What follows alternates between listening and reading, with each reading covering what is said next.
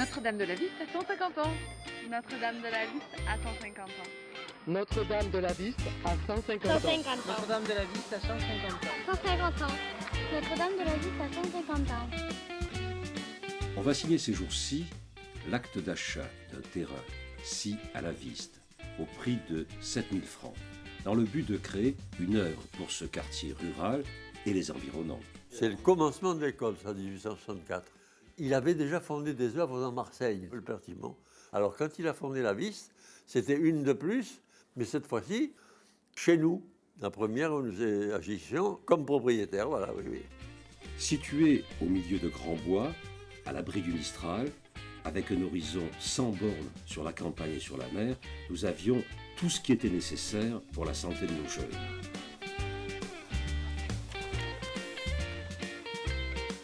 On a trouvé des genres de cahiers d'appel où il y avait marqué les noms, les prénoms des personnes qui étaient ici en 1865.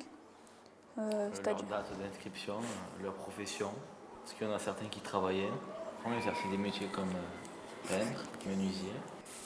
Il y avait aussi fabricants de biscuits et coiffeurs. Les enfants n'allaient pas beaucoup à l'école. C'est pour ça que ça n'a pas commencé par une école.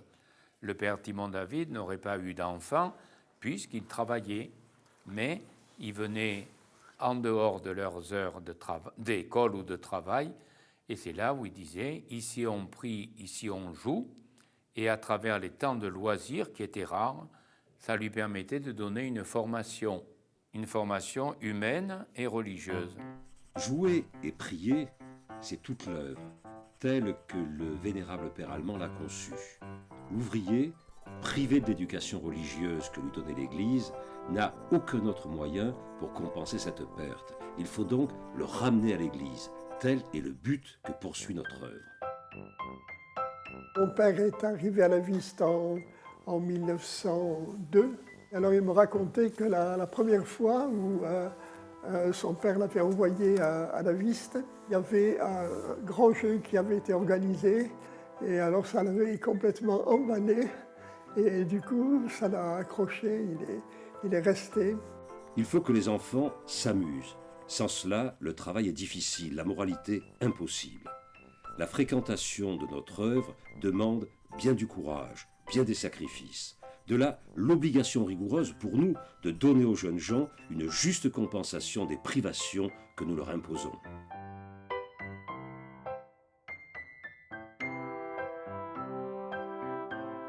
Je suis arrivé à l'école de la Viste en 1935, j'avais 7 ans. Entre-temps, la Viste a fait une évolution du statut d'œuvre au statut d'école, qui donnait un esprit assez particulier, un esprit de famille.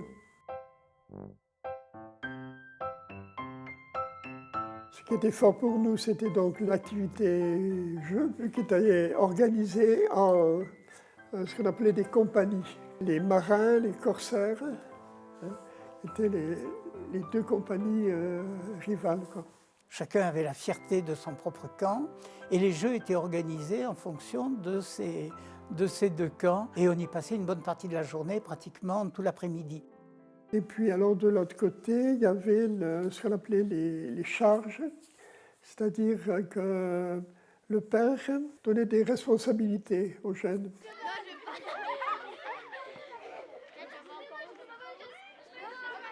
Il n'y avait pas de jour de repos, on venait tous les jours. On avait à peu près 2 mois en tout par an à passer avec la famille. Tout le reste du temps, on était soit à l'école, soit en colonie. Voilà. Avec cette vie, on était complètement occupés. Chose étonnante, on craint de trop demander à la jeunesse et l'on n'obtient presque rien. On demande beaucoup et l'on obtient plus qu'on ne demande.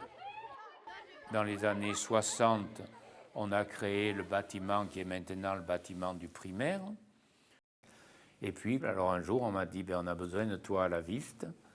Et j'y suis revenu. 30 ans après, 1986, ça va faire bientôt 30 ans.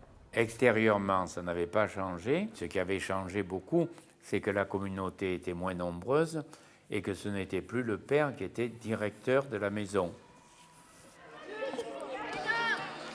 Au niveau de nos pratiques, bon, elles ont peut-être un petit peu changé. Au niveau du collège, nous avons ouvert une 4e et une 3e. Il y avait très peu de filles au collège. L'arrivée des filles, c'était 1970. Aujourd'hui, la mixité est incontournable. Nous sommes dans une société mixte. Donc du coup, bon, c'est important que les élèves soient confrontés, dès leur plus jeune âge, à la mixité. On avait aussi à l'époque un internat que nous avons dû fermer en 1993. Nous avons donc eu l'autorisation d'ouvrir, donc, à l'époque, 2 secondes. L'année suivante, nous entreprenions des travaux qui consistaient à réaménager les 380 mètres carrés de surface laissés donc libres par la fermeture de l'internat en salle de classe.